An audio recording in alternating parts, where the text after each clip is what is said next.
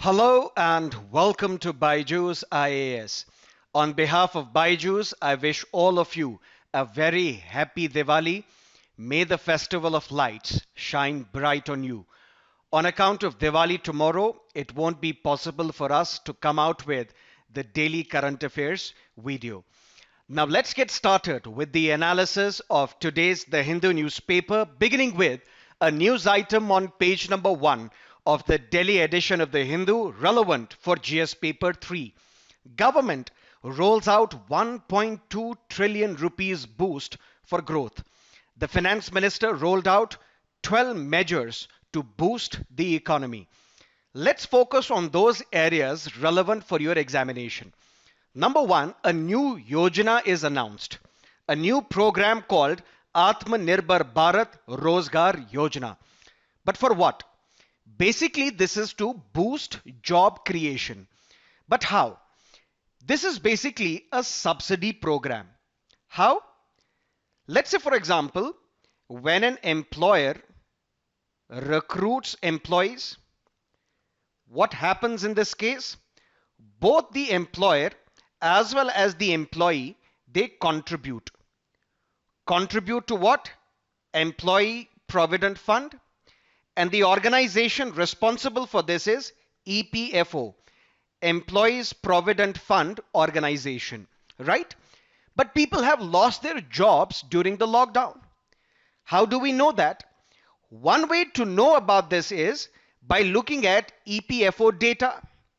People are exiting EPFO. If you look at the data for the month of March, 1.99 lakh employees have exited EPFO.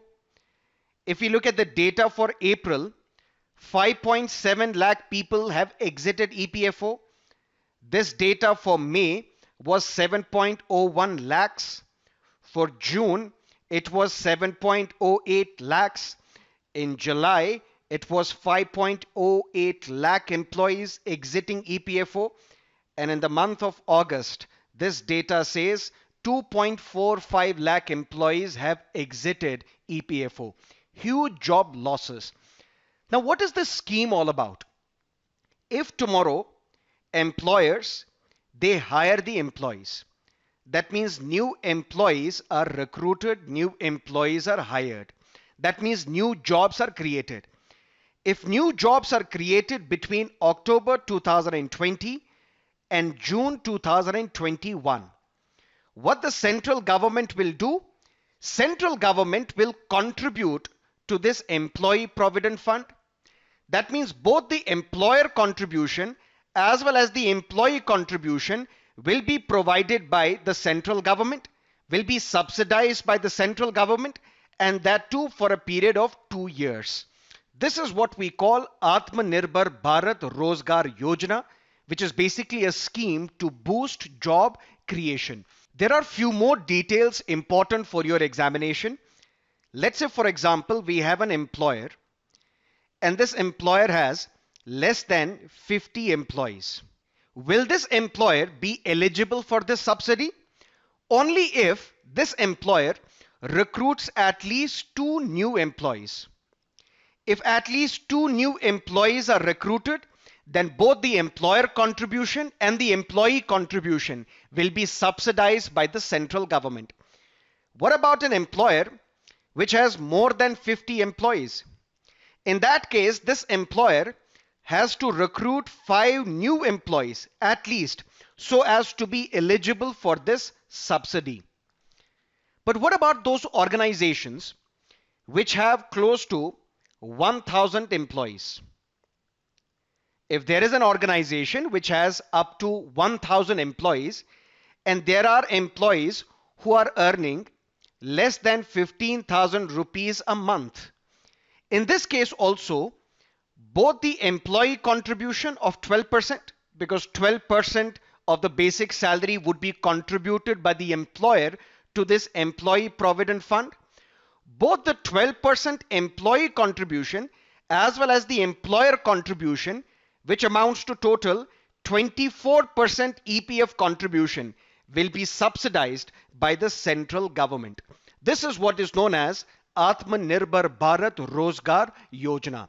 This is issue number one that we have to understand.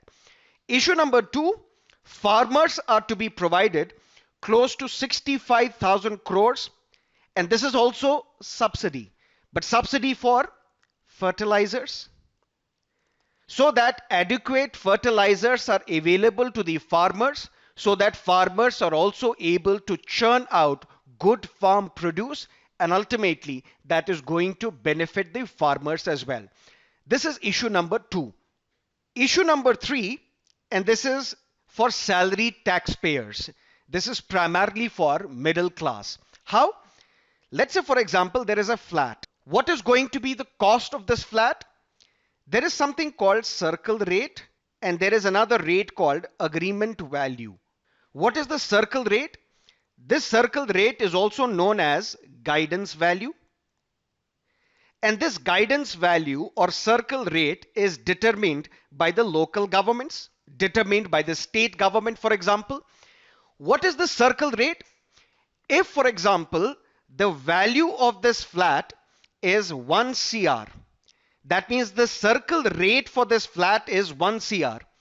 This flat cannot be registered below this value of 1 CR, which means the seller cannot sell this flat to a buyer less than 1 CR, because this is the guidance value, this is the circle rate fixed by the government, below which you cannot register your property. And if you are registering your property, let's say you are registering this property at 80 lakh rupees, what is the difference? 20 lakhs. On this difference value, taxes were imposed on both the seller as well as the buyer. Long story short, there is a flat. What is going to be the value of this flat? This flat has one circle rate or guidance value which is fixed by the local government. Then there is an agreement value. Agreement value is the price which is negotiated between the buyer and the seller. And normally this agreement value is more than the circle rate, more than the guidance value, which means the seller cannot sell this flat to the buyer less than the circle rate, less than the guidance value. And if this property is registered below that circle rate or guidance value, whatever is the difference, on this difference value, taxes were imposed on both the seller as well as the buyer. But we know lockdown or this COVID-19 pandemic has hit various sectors hard. One of the sectors hit very hard by this pandemic is the real estate sector. And to spur growth in this sector, because there are lots and lots of unused flats, to ensure that these sellers, real estate developers, are in a position to sell these unused flats, unsold flats, and to ensure that salary taxpayers, to ensure that the middle class is also in a position to buy their home. For that, there is another program. There is another incentive provided by the central government. And what is that incentive? If the value of this flat is less than 2 CR, then what will happen? The seller can sell this flat to the buyer 20% less than the circle rate, 20% less than the guidance value. Third, on infrastructure, 18,000 crore have been allocated to Prime Minister Awas Yojana. And this Prime Minister Awas Yojana is basically for urban housing, which means more and more houses will be constructed in the urban area, which basically means more jobs will be created, which basically means there will be more demand for cement, there will be more demand for steel, there will be more demand for bricks, and ultimately these sectors will also be in a position to generate employment opportunities. Another important area, KV Kamath panel. This KV Kamath panel was set up by the Reserve Bank of India. This KV Kamath panel identified 26 sectors. These 26 sectors were directly impacted by COVID. For example, power, construction, iron and steel, roads, real estate, wholesale trading, textiles, consumer durables, aviation, logistics, hotels, restaurants, tourism, for example. And these sectors have been reeling from the pandemic induced lockdown as well. Now, these 26 sectors, what they can get, they will get 1 year moratorium on loans. That means the loans that they will apply for 1 year, not have to pay the interest on these loans. And they will be provided 4 more years to repay this amount. This is what we call Emergency Credit Line Guarantee Scheme. And this Emergency Credit Line Guarantee Scheme has been extended till March 31, 2021. And the big announcement on Maganrega, Mahatma Gandhi National Rural Employment Guarantee Act. Additional 10,000 crore rupees have been allocated to Manrega. And this is something very, very important. Why? Because all these migrant laborers who migrated from cities when the lockdown was imposed, when they went back to the villages, they were looking for jobs, they were looking for employment opportunities. And this Maganrega allocation, which has now been increased, this is going to be very fruitful, beneficial to these migrant laborers who migrated from the cities back to their villages. And now additional employment opportunities will be provided to these migrant laborers. All this is basically a pre-Diwali gift by the central government to spur growth, to incentivize job creation, re-employment, and also rural demand. That is what you need to understand from this newspaper article. Now let's look at another news on page number 1 of the Delhi edition of the Hindu, relevant for GS paper 2. Attorney General clears contempt action against comedian Kunal Kamra. The contempt of court, this issue we have discussed in detail on 20th of August 2020. So there is a detailed video available. Please go through that video lecture. In our 20th August, the newspaper analysis video, I have explained in detail what is this contempt of court and how Prashant Bhushan, lawyer activist, was punished, convicted by the Supreme Court on the grounds of contempt. So if you haven't watched that video yet, please go through that video lecture. Everything regarding contempt of court would become crystal clear to you. But very briefly here, if there is an individual A, if he has tweeted something, or if he has mentioned something in his Facebook post, or if he has written an article, or if he has given a speech, and the allegation is that this was in contempt of court, then what will happen? How will the contempt proceedings be initiated against this individual A? There are 3 ways by which contempt proceedings can be initiated against this individual A. One is, if Attorney General of India files a case in the Supreme Court, files a case, petitions the Supreme Court and says, "Dear Supreme Court, whatever content has been generated by this individual A, it amounts to contempt of court. Please punish this individual for committing contempt of court." Because although you have freedom of speech and expression guaranteed under Article 19(1)(a) of the Constitution, but this freedom of speech and expression is not absolute. There is a reasonable restriction imposed. And there are 8 reasonable restrictions imposed on your freedom of speech and expression by the Constitution of India. And one such reasonable restriction is contempt of court. So one way by which contempt proceedings can be initiated against this individual is if Attorney General files a case petition before the Supreme Court. Second is, if the court takes up this matter suo motu, that means on its own, without somebody approaching the Supreme Court.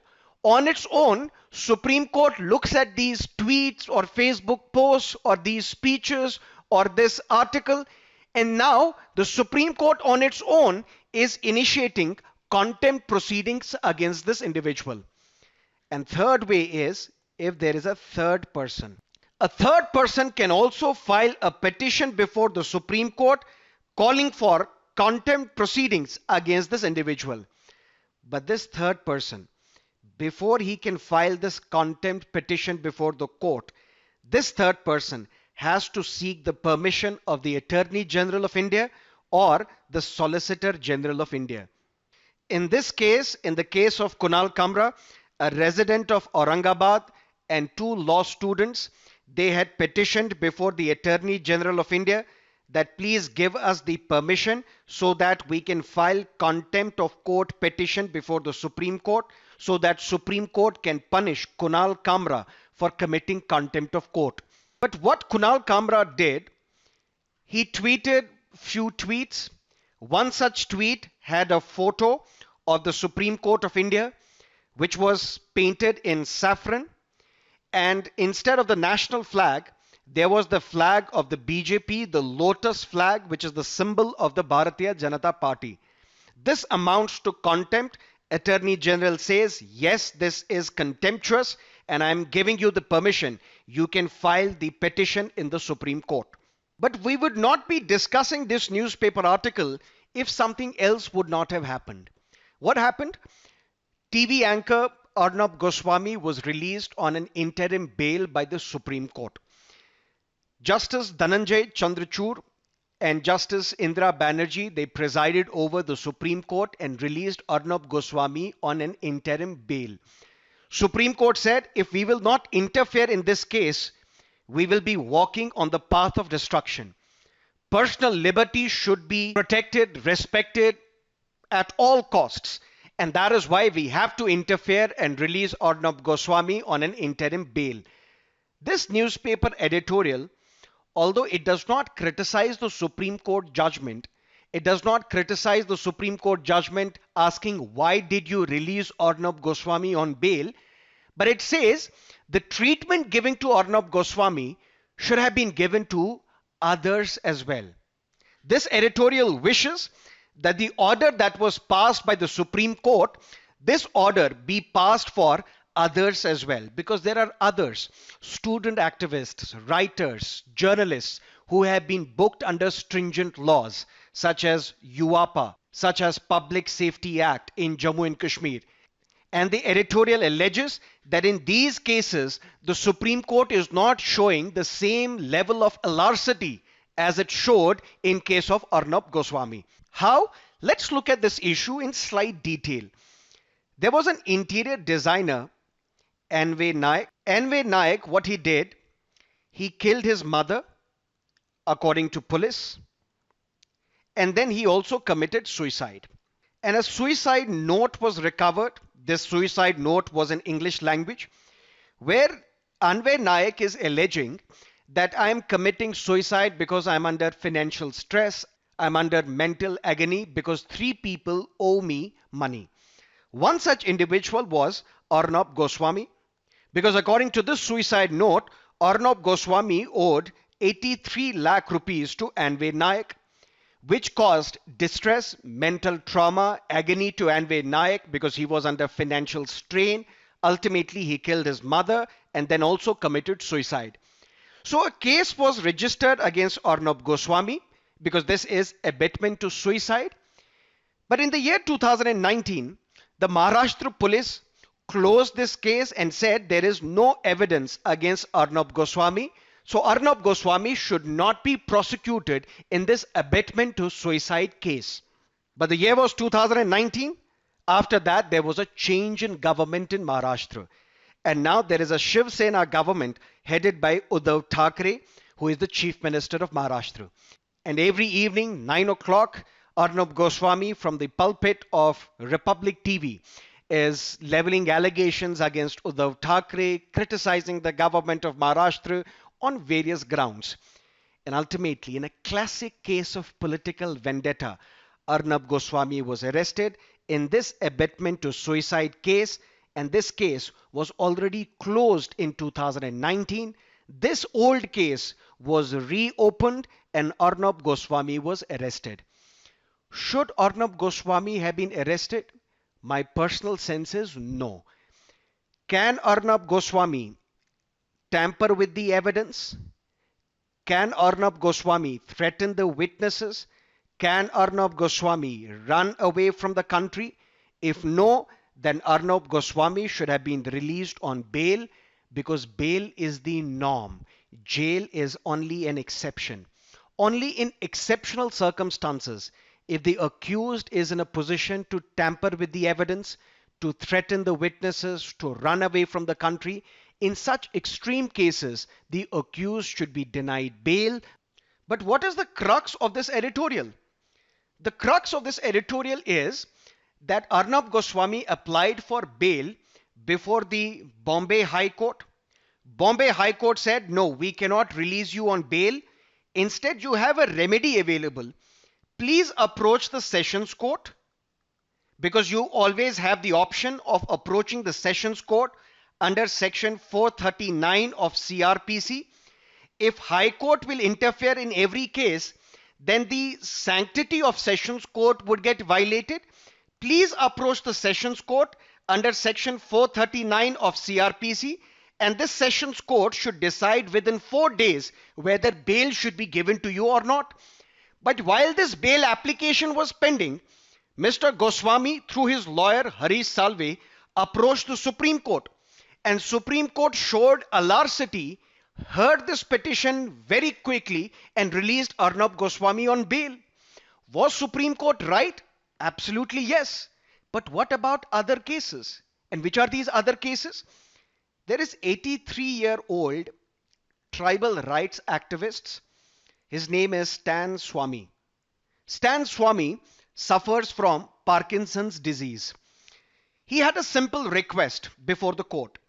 The request was, please give me the permission so that I can bring in straw and sipper in jail, because it becomes very difficult for me to drink the water because I'm suffering from Parkinson's disease.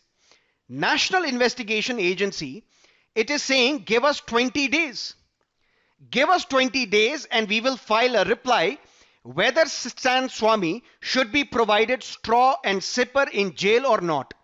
Why this alarcity was not shown in case of Stan Swamy? Similarly, Sudha Bhardwaj, who has been working tirelessly for tribals, for downtrodden sections of the society, she asked for bail on health grounds. The Supreme Court said, why do you come to us? Instead, you can approach the regular court and ask for bail. You have a strong ground where you can be provided bail by the Sessions Court. Don't come to us. So in Sudha Bhardwaj's case, the Supreme Court is asking the petitioner to approach the Sessions Court.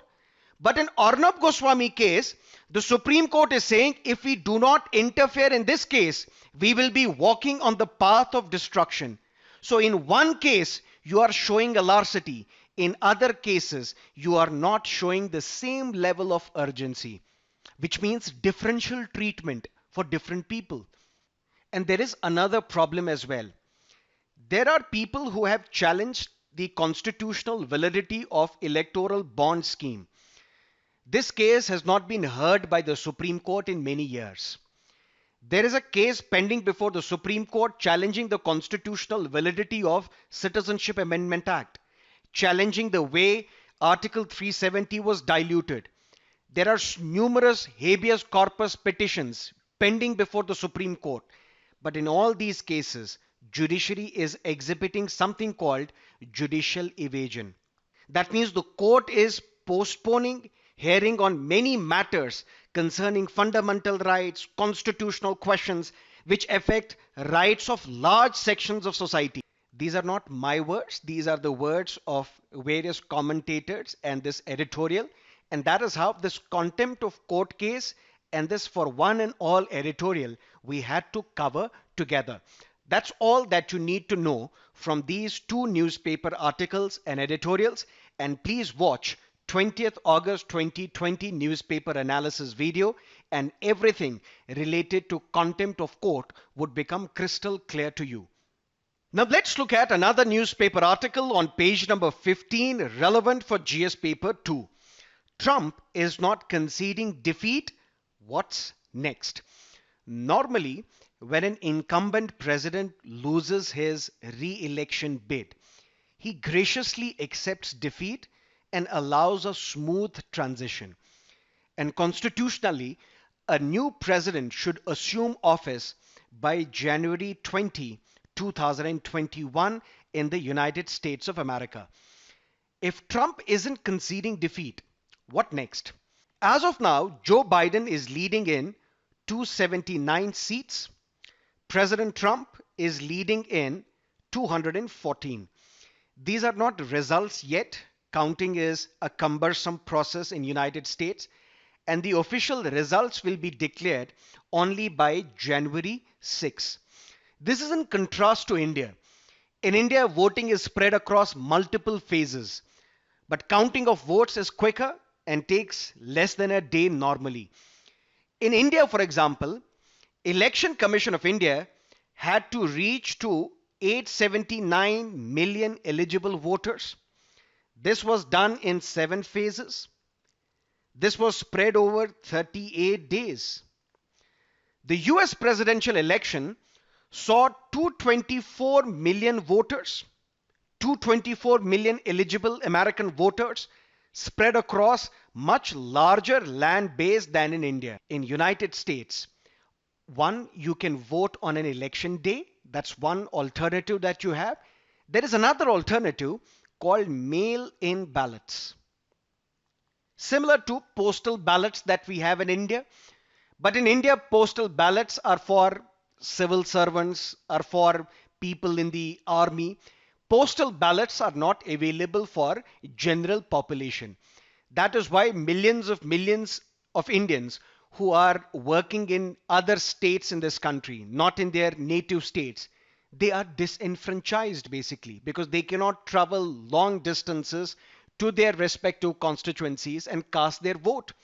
But in America, you can vote through mail-in ballots. These mail-in ballots can be requested by voters in advance. And this is where there is a controversy. Donald Trump is saying if the voting time is over, after that, these mail-in ballots could not be counted and should not be counted. The campaign of Joe Biden says every legitimate vote should be counted. And what President Trump has done, he has mounted a legal challenge, particularly in Pennsylvania, in Michigan, and Arizona. How? Let me make it simpler for you to understand. President Donald Trump has launched legal campaigns in Pennsylvania, Michigan, and Arizona, basically to prevent the state officials in these 3 states from declaring who is the winner. These 3 states total have 47 electoral college votes. What do we mean by that? Basically, people of United States, they do not directly elect the president.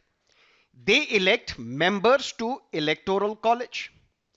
And these members to electoral college will vote who is going to be the next president of the United States of America. And this electoral college has 538 votes.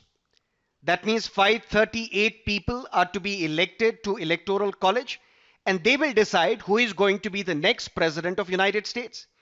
And anybody who gets 270 votes will emerge victorious and will be elected as the next president of the United States. All these 3 states, Pennsylvania, Michigan, Arizona, Joe Biden has either won these states or is leading in these states. But Donald Trump has filed lawsuits to prevent the state officials in these 3 states from declaring, from certifying a winner. That means officially we do not have a winner. This electoral college has to meet on December 14 to elect the next president of the United States of America. But if there is a lawsuit, which means 47 electoral college votes, we have a dispute. That means who are going to be these 47 voters who will be part of the electoral college? We don't know. That means there is a dispute. In this case, state legislatures come into the picture. That means state legislatures of Pennsylvania, Michigan, Arizona, they will send representatives to electoral college. And these representatives, these voters to electoral college will vote on December 14 to elect the president of the United States of America. That means if there is a dispute as to who are these 47 voters who will be part of this electoral college, in that case, state legislatures will come into picture, and state legislatures of Pennsylvania, Michigan, Arizona, they will send voters to this electoral college. Here is another problem. The problem is that all these three state legislatures are controlled by Republican Party of Donald Trump. Now here is a problem. These state legislatures, they will send 47 voters to this electoral college, and all of them will vote for Donald Trump, and then Donald Trump will become the president of United States. But then there is another problem. The problem is that although in these three states, the legislatures of these three states are controlled by the Republican Party, but in two states, Pennsylvania and Michigan, the governor is from the Democratic Party of Joe Biden. In that case, governor will send his own list to this electoral college. That means the governor will send its own voters to this electoral college, and they will vote in favor of Joe Biden, which means there is a clash in the lists. List number 1 sent by the state legislatures of Pennsylvania, Michigan, and Arizona. List number 2 sent by the Democratic governors of Pennsylvania and Michigan. Which list to use? List sent by state legislatures or list sent by the governors of these states? Since there is a dispute, the matter will go to US Congress. This is not Rahul Gandhi's Congress. This is the US Parliament, US Congress, bicameral legislature, Senate, which is the upper house, House of Representatives, which is the lower house. The US law says that each house of the US Congress will decide which list to use, whether the list given by the state legislature or the list given by the Democratic governors. But Senate is controlled by the Republican Party. House of Representatives is controlled by the Democrats. So Democrats are saying use list given by the governors. Senate is saying use the list given by the state legislatures. Again, there is a dispute. And since there is a dispute, experts say this matter will reach the US Supreme Court, and US Supreme Court will decide what is to be done in this case. Which means there are three possibilities. Possibility number 1, if the list given by the state legislature is taken, Donald Trump is the next president of United States. If the list given by the governors is taken, Joe Biden is the next president of the United States. Third thing can also happen. What is this third thing? 47 votes, they may be excluded. That means it may be decided that since there is a dispute on these 47 votes with respect to states, Pennsylvania, Michigan, Arizona, let's exclude these 47 votes. When we exclude these 47 votes, that means 538 minus 47. In that case, neither Donald Trump nor Joe Biden would bag 270 votes. That means since 270 votes are not bagged by either Donald Trump nor Joe Biden, in this case, what will happen? A contingent election will take place. What is this contingent election? This contingent election has happened thrice in the past: 1801, 1825, 1837. In this case, what will happen? This is the US Congress. US Congress is bicameral, Senate and the House of Representatives. In this case, Senate will choose the Vice President of United States. House of Representatives will choose the President of the United States of America. But here is another problem. House of Representatives have 435 members. And I told you House of Representatives is controlled by the Democrats, which means Joe Biden is going to be the next president of United States? No. Because all these 435 members, they do not have one vote each. That means it doesn't mean that these 435 members, all of them have one vote each. Then what it means is that there are 50 states in United States. All these 50 states will have one vote each.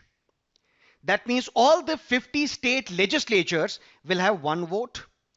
And if you look at these 50 states in United States, in 26 states, Grand Old Party, the Republican Party, is controlling, and only 22 state legislatures are there where the Democrats have the majority. Which means in this case, Donald Trump is going to be the next president of United States of America. But this is all very confusing. First, there is a dispute in Pennsylvania, Michigan, Arizona, basically on these 47 votes. Even if these 47 votes are excluded, nobody reaches this magic number of 270, we don't have a president. And then this process can be initiated. But this entire process is very cumbersome. And this entire process must be completed by January 20, 2021, because constitutionally, a new president has to assume office by January 20 noon 2021. And in this case, if this dispute is not resolved till then who is going to be the president? In this case, the Speaker of House of Representative, which is Nancy Pelosi. She is going to be the acting president of the United States of America. And that is what you need to understand from this newspaper article. Now let's look at some of the editorials and columns from today's newspaper. The first one on Arnab Goswami's release, that is something that we discussed. The second column is on media regulation, which is the OTT platforms are now going to be under the ambit of Information and Broadcasting Ministry. This is something that we discussed yesterday, and that is why we are not going to repeat this. Now let's look at another column. Can the right to work be made real in India? For that, let's understand that right to work in India is not a constitutional right.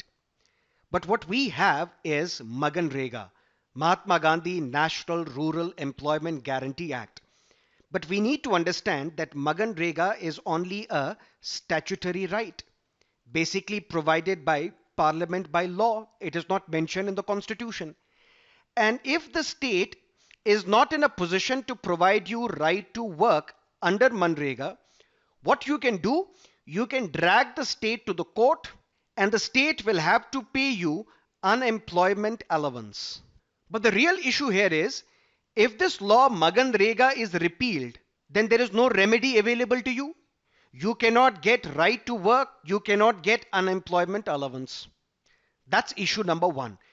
Issue number two is post 1991 economic reforms, which led to liberalization, privatization, globalization, where our economy was open to foreign investment, private investment as well. That's what we call economic reforms of 1991. These economic reforms are also known as a period of jobless growth. That means what these reforms have done, it has increased the GDP, but it has not led to increase in the growth opportunities and prospects for the people of this country. Why?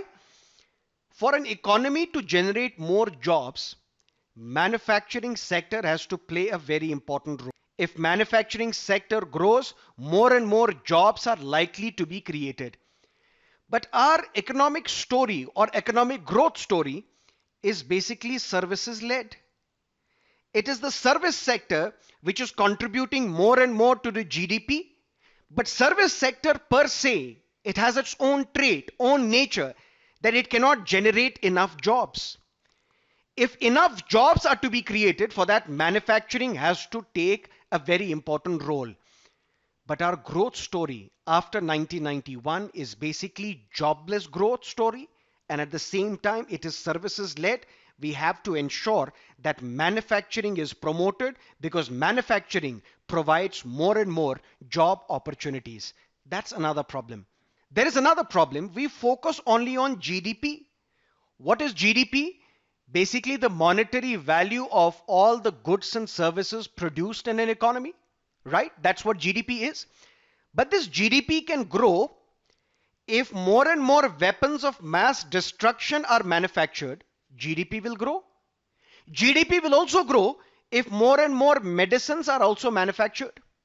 That means we should not be concerned only with GDP. We should be concerned with per capita GDP. We rarely discuss per capita GDP. We only focus on GDP. The other important issue raised by these two individuals is this. Let's say, for example, we are a capitalist economy.